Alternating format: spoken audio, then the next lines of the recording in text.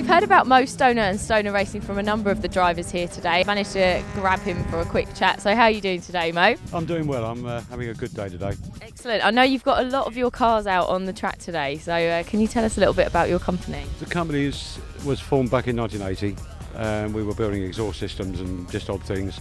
And I was racing bikes in the Isle of Man Junior TTs and all sorts of things, and fell off that many times, broke too many bits, and I decided to go into cars. So we started building the cars about 4 seasons ago, mostly because we wanted to build the whole series up and build an affordable car, because someone can go fully racing, press the button, go racing for $3,995. That's really good, isn't it, in motorsport terms? Absolutely. A whole season you can get change out of £7,000. It's fantastic. That will include your tyres, your fuel. To have a full race season, including your car, for £7,000 is silly money. We arrive here, with all the bits and pieces. We offer full trackside support to everybody. They come along to their very first race. We hold their hand right the way through the scrutineering. We're right the way through the whole races. And I've got 5 mechanics here all the time, spares vans and hot dogs and hamburgers for them. And what we do is we just wind them through the whole process. They go out, they race, have a great time. So it's a great way for anybody who's a rookie or who's never raced before to become involved. So what advice would you give somebody who is thinking about it? If you ever thought about motor racing in any way, shape or form, you've got to give it a try. And if you don't like it, we buy the car back off you. It's very simple. So you can't lose, really? No, not at all. I mean, I'm quite happy to buy back one of my cars. And in the end of the day, they have a great day, they have a good time. If the weather's good or bad, it doesn't matter. It's racing. And it's a big adrenaline rush.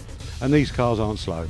I mean, we clocked these cars at 147 miles an hour. Yeah, and I think the average speed on the last race was about 84, wasn't it? Average speed, so they're touching 120 down the straights, which is, enough. We've gone the retro route with a lot of them, with slick cut cars. We've gone, Alitalia cars, Martini, the McLaren car over there.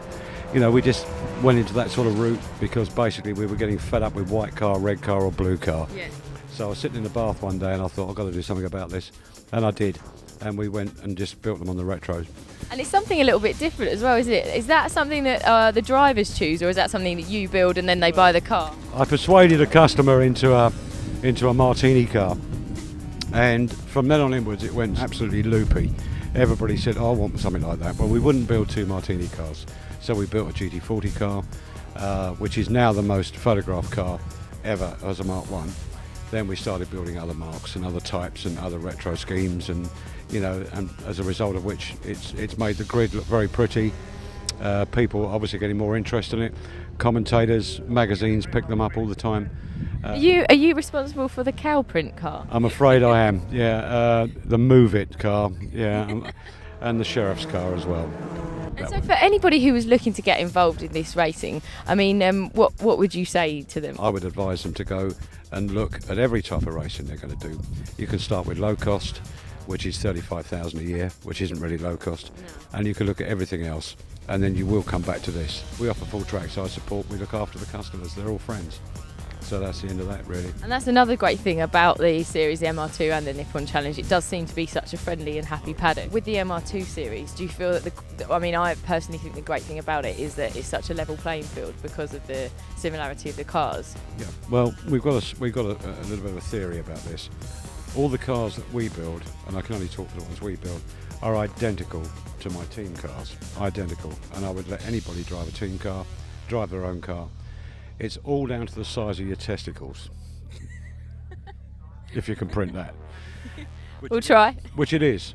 And to be truthful, I mean, all the cars are equal. It's a driver-based thing, therefore, if you've got a competitive head, you're going to do well. Yeah, and that's the great thing about it. It's all about personality.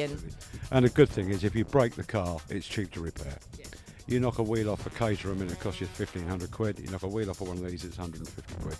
That's the difference. Yeah, that makes a difference. Well, thank you so much for chatting to us, Mo, and best of luck with the rest of the series.